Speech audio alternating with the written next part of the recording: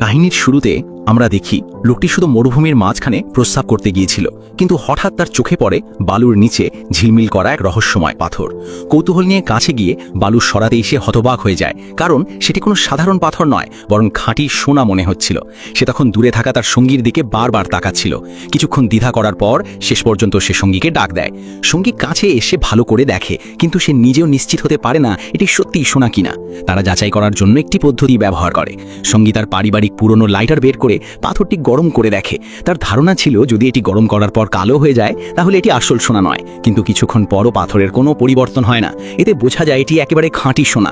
হঠাৎ পাওয়া এই সোনার কারণে দুইজনই অবাক হয়ে যায়। তারপর তারা কোদাল দিয়ে খুঁড়তে শুরু করে সোনার পুরো অংশ বের করার চেষ্টা করে, কিন্তু অনেকক্ষণ খোঁড়ার পরও তারা এর নিচ পর্যন্ত পৌঁছাতে পারে না। মনে হচ্ছে এটি যেন একটি ছোট সোনার পাহাড়। তারা হাত দিয়ে টানাটানিও করে দেখে, কিন্তু সোনা একদম নড়েও না। এরপর তারা দড়ি বেঁধে সোনার সঙ্গে লাগায় এবং দড়ির অন্য প্রান্ত একটি পিকআপ ট্রাকের সঙ্গে বেঁধে দেয়। সঙ্গী গ্যাস চাপ দেয়, কিন্তু পরের মুহূর্তেই দড়ি ছেড়ে যায়। তারা আবার চেষ্টা করে, কিন্তু এই ছোট সোনার পাহাড়কে কোনোভাবেই সরানো যায় না। শেষে বাধ্য হয়ে তারা আবার খনন শুরু করে, কিন্তু সন্ধ্যা নেমে আসছে। মরুভূমিতে বুনো কুকুরের ভয় থাকায় তারা আগুন জ্বালানোর জন্য কাঠ সংগ্রহ করে। আগুনের পাশে বসে তারা আনন্দে উচ্ছ্বাস করে এবং স্বপ্ন দেখতে থাকে যে এই সোনা পেলে তারা কত ধনী হয়ে যাবে। উচ্ছ্বাস শেষ হলে তারা সিদ্ধান্ত নেয় কিভাবে সোনা বের করা যাবে। সঙ্গী প্রস্তাব দেয় যে একজন গিয়ে ছোট একটি এক্সকাভেটর নিয়ে আসবে, আর অন্যজন এখানে থেকে সোনাটি পাহারা দেবে। সে বলে কাছের একটি ছোট শহর আছে, সেখানে যেতে 2 দিন লাগবে। 1 দিন সময় লাগবে এক্সকাভেটর খুঁজতে, আর ফিরে আসতে আরও 2 দিন লাগবে, অর্থাৎ মোট 5 দিন লাগবে। এই 5 দিনে যে এখানে থাকবে তাকে মরুভূমির ভয়ঙ্কর গরম, বুনো কুকুরের আক্রমণ এবং খাবার পানির অভাবের মধ্যেই থাকতে হবে। এরপর সঙ্গী বলে সে মরুভূমির অভিজ্ঞ, তাই তারই থাকা ভালো। কিন্তু লোকটি কোনো চিন্তা না করে নিজেই থেকে যাওয়ার সিদ্ধান্ত নেয়, কারণ সোনা সে প্রথম খুঁজে পেয়েছে। সে এটাকে এক মুহূর্তের জন্যও ছাড়তে চায় না।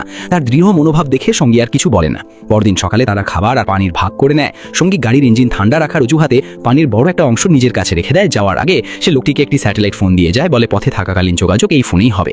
তার কথা শেষ করে সে গাড়ি চালিয়ে দ্রুত সেখান থেকে চলে যায়। সঙ্গী চলে যাওয়ার পর লোকটি প্রথমেই সোনার টুকরোটি বালু দিয়ে ঢেকে লুকিয়ে ফেলে। তারপর ক্যানভাস কাপড় দিয়ে একটি সাধারণ ছায়ার জায়গা তৈরি করে নেয় যাতে রোদ থেকে বাঁচা যায়।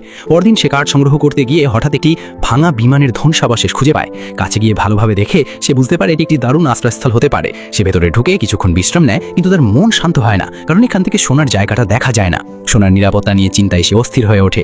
নিজের নিরাপত্তার কথা ভেবে সে সিদ্ধান্ত নেয় বিমানের কিছু অংশ খুলে নিয়ে আসবে।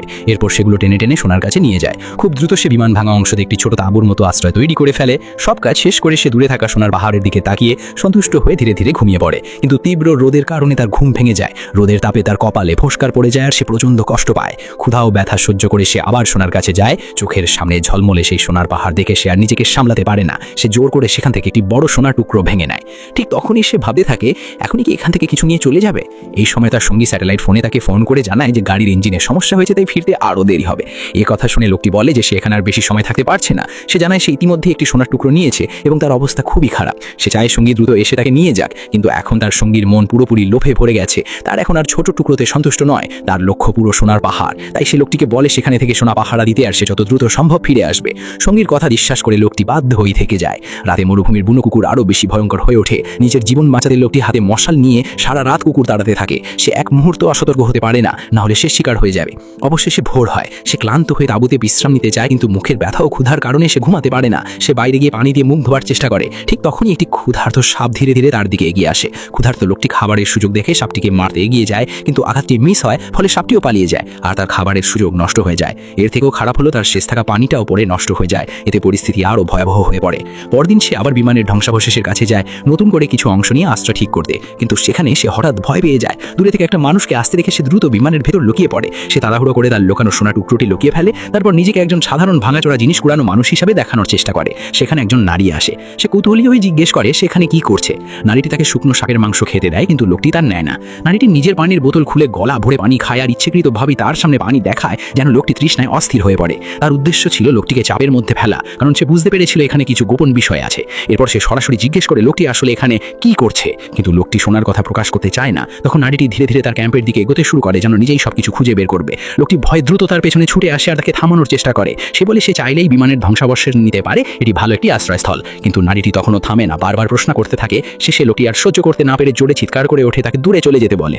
কিন্তু খুব দ্রুতই পানি শূন্যতার কারণে লোকটির শরীর দুর্বল হয়ে পড়ে, সে প্রায় চলাফেরা করতে পারছিল না। এই অবস্থায় নারীটি সুযোগ বুঝে দ্রুত তার ক্যাম্পের দিকে এগিয়ে যায় আর তার তাঁবুর ভেতরে খোঁজাখুঁজি শুরু করে। ঠিক তখনই সোনার গোপন অবস্থান প্রকাশ হয়ে যাওয়ার আশঙ্কা তৈরি হয়। আতঙ্কে লোকটি পাশে থাকা কোদাল তুলে নিয়ে নারীটিকে জোরে আঘাত করে ফেলে দেয়। আঘাতের পর নারীটি আর বেঁচে থাকে না।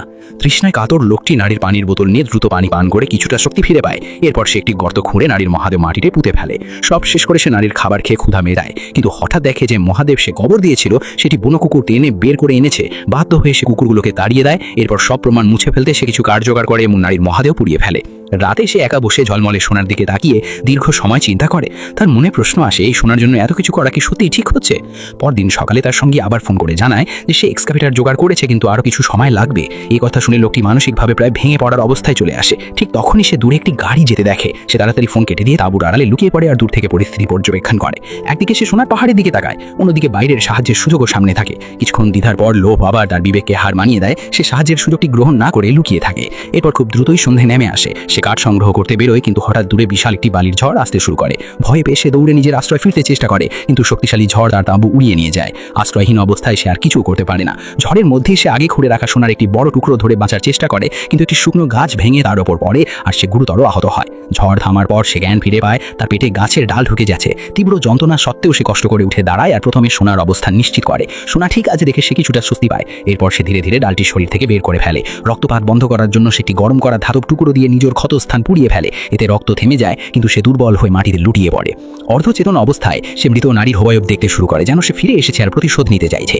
একই সঙ্গে তার কল্পনায় আরো ভয়ঙ্কর দৃশ্য ভেসে ওঠে। এই অবস্থায় একটি বিছু তার ক্ষতের ভেতরে ঢুকে পড়ে, কিন্তু সে সেটার দিকেও তেমন খেয়াল করতে পারে না। তার মাথায় শুধু সোনার চিন্তা ঘুরতে থাকে। সে ধীরে ধীরে হামাগুড়ি দিয়ে সোনার দিকে যেতে থাকে। ঠিক তখনই আবার তার সঙ্গীর ফোন আসে। সে জানায় যে সে এখনই পৌঁছে যাবে আর লোকটিকে অবশ্যই সোনা পাহাড় ভালোভাবে পাহারা দিতে হবে।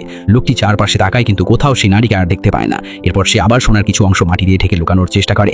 ঠিক তখনই সেই নারী আবার ফিরে আসে আর জিজ্ঞেস করে সে সাহায্য লাগবে কিনা। তখন জানা যায় এই নারী আসলে আগের নিহত নারীর যমজ বোন।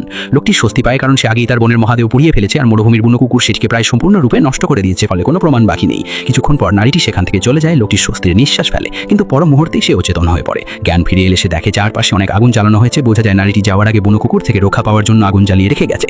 লোকটি পরিস্থিতি বুঝে দ্রুত তার সঙ্গীকে ফোন করে, কিন্তু সঙ্গী আবারও একই কথা বলে সে খুব শিগগিরই পৌঁছে যাবে। এদিকে ক্ষুধার্ত বুনো কুকুরগুলো দুর্বল লোকটিকে আর সহ্য করতে পারে না। তারা একসাথে আক্রমণ করে আর লোকটিকে টেনে নিয়ে যায়। তবু মৃত্যুর মুহূর্তেও লোকটির চোখ আটকে থাকে সেই সোনার পাহাড়ের দিকে। দূরে একটি পাহাড়ের উপর দাঁড়িয়ে তার সঙ্গে দূরবীন দিয়ে পুরো ঘটনাটি পর্যবেক্ষণ করছিল। মাটিতে পড়ে থাকা সিগারেটের টুকরো আর খাবারের কৌটা দেখে বোঝা যায় সে আগে কয়েকদিন ধরে সেখানে লুকিয়েছিল। লোকটির মৃত্যু নিশ্চিত হওয়ার পর সঙ্গী নিজেই এগিয়ে আসার পরিকল্পনা করে, কারণ এখন পুরো সোনা একাই নেওয়া যাবে। কিন্তু সে যখন এগোতে যায় তখনই দূর থেকে একটি তীর এসে তাকে আঘাত করে। আসলে সেই নারী পুরোপুরি চলে যায়নি, সে কাছেই লুকিয়েছিল আর সুযোগের অপেক্ষায় ছিল।